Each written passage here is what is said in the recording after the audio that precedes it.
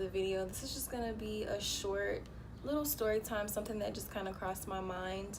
And yes, I'm filming. So judging from the title, let me just go ahead and jump into the video. Pregnancy.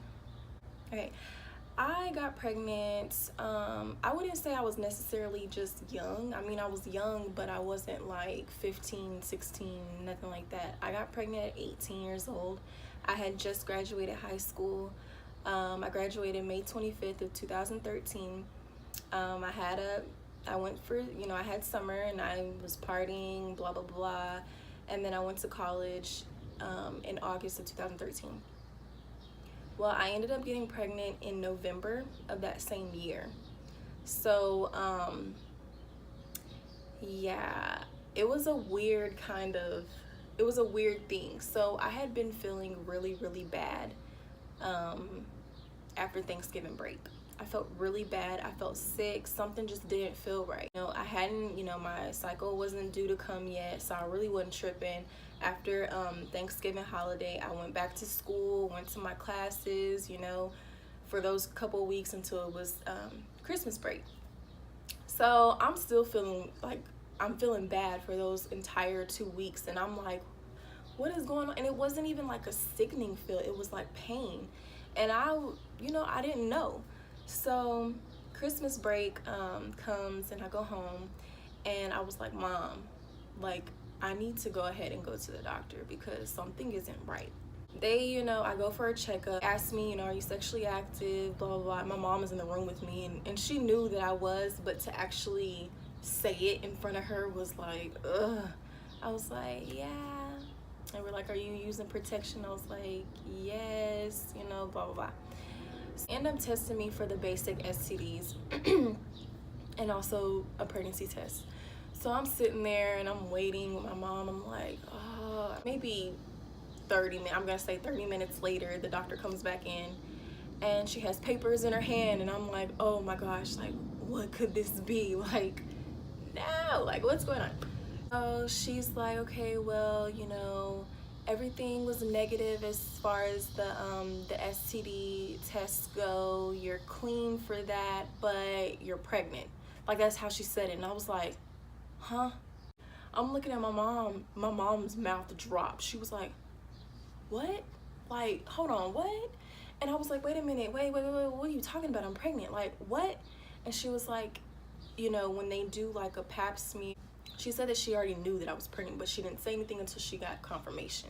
She said that when you're pregnant, or when you first become pregnant, your uterus, it becomes a different color. She said it's kind of like a blue color, which was weird, but that's what she said. She said she already knew, and she did two pregnancy tests. She did one, and then she did another one, and she brought them to me.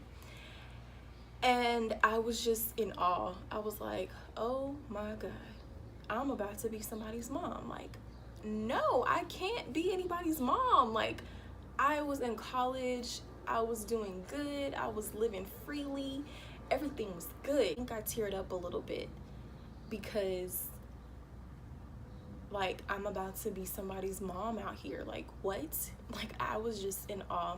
I looked at my mom. She was just like, I think she cried too, if I remember correctly. I think she cried too, and I was like scared that my mom was gonna be disappointed in me. And she was like, I mean, I'm disappointed because you're just now starting college and blah blah blah, but at least you finished high school and you graduated with no kids and you're grown. I mean, I was 18. I mean, I'm classified as grown. So she was like, I'm disappointed, but not necessarily. I'm actually kind of happy. I started getting into the routine of being pregnant, and I was actually happy. I didn't show until I was about 7.5 months. And if I remember, I will put some pictures in this video to show you what I looked like.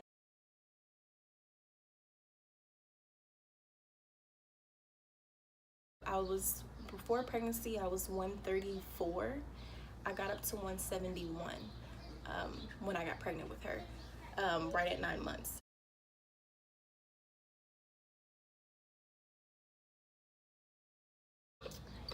I didn't have a labor, so I wasn't able to have my water break. I wasn't able to experience like contractions. I had Braxton Hicks a lot, which they didn't hurt, they were just uncomfortable, so it was bearable for me. I literally, like, my first due date was August 21st, and then it went to August 19th, and then it went to August 17th. So I literally was scheduled to have a kid August 17th, 2014 at 11:30, or no, it was 10:30. It was one of them. I think it was 10:30. Yeah, it was 10:30.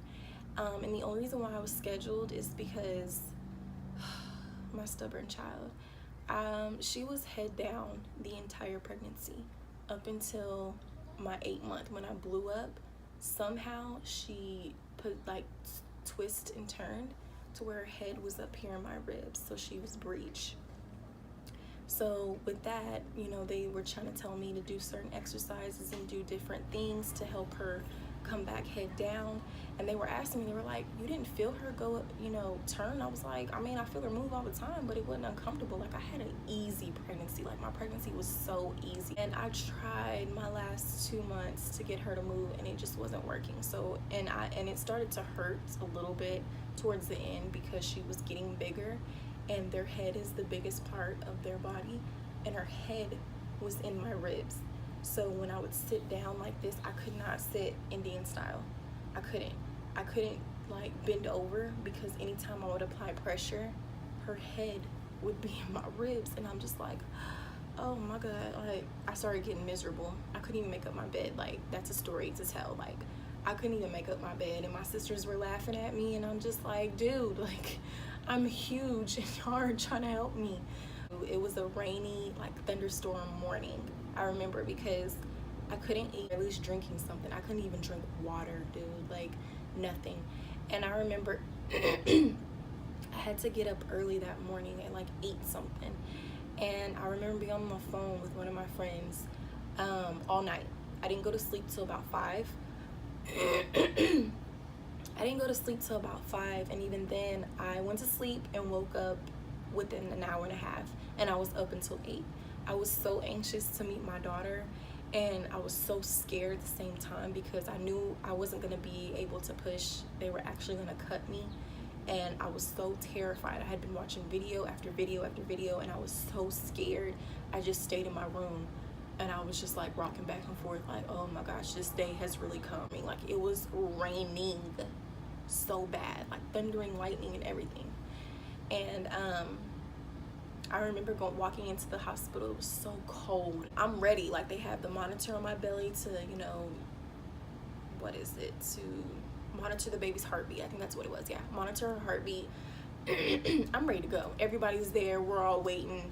You know, it came about 11 o'clock is whenever she came in, walking through the door, and she was like, are you ready to have your baby? And I'm just looking at her like, bitch, duh, like, I was here and you weren't. Like, I've been ready. Like, it made me even more scared because she was late, and I'm like, this lady is not gonna know what she's doing. Like, she's not gonna know what she's doing. So they wheeled me to the operating room. They gave me the epidural. Everybody be boosting. Like, none of this stuff hurts, man. Like, I have a lot of tattoos. I've had piercings. This is a piece of cake for me, anyway. I have a very high tolerance for pain. So they gave me the epidural. I laid back. They put the little blue little curtain where I couldn't see anything as they were about to operate. So I didn't feel anything. Like, they were telling me you're gonna feel a little bit of tugging. I didn't feel them cut. I did feel them tugging a little bit because they gotta move your organs around to get to the sac or the baby and everything. So, you know, my mom is kind of peeking over and she's looking and stuff, and she starts crying because now she didn't see the baby, and I'm like, I want to see her. Like, where is she at? You know, usually whenever the baby comes, you hear them cry because they'll pat them on the butt and then they'll cry. My baby didn't. She did this. This is what she did. They pat. She did. That's all she did. So I'm looking at my mom like, is she okay? She's not crying. Like, what is she doing? So she's crying, and they take her to go weigh her a little. They clean her off. They weigh her, get her height, wrap her up in a blanket, put her hat on, and I'm like, I want to see my baby. Like, what are y'all doing? As soon as they took her out, they're stitching me up, you know. So they're doing all that, and they have her all clean. They put her right here, and I have, and if I remember, I will put the picture in here too. They brought her to me, and I instantly start crying.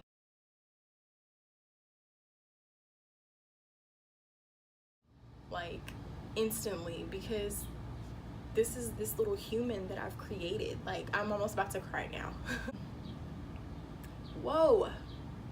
Sorry, I'm emotional. It was a beautiful moment. It really was, because you carry a baby for 9 months. You're taking care, and you're caring for this baby, and then you wait 9 months to finally meet the baby, and you see him. Like, this is somebody that I created, you know, like, this child came from my body. Like, without me, this child would have not been here. Like, I was the one to feed and to nurture, and it was beautiful. And I will never forget it. She was born August 17th, 2014 at 11:16 a.m., 19.5 inches long, 7 pounds, 13 ounces. Like, I'll never forget it. Even though she's almost about to be 4 and she's a little sassy queen, like, that's my kid. Drugged from the epidural, so I was high. I'm looking at everybody, I'm like, I'm tired, I just want to go to sleep. I ain't pushed nothing, but I was tired.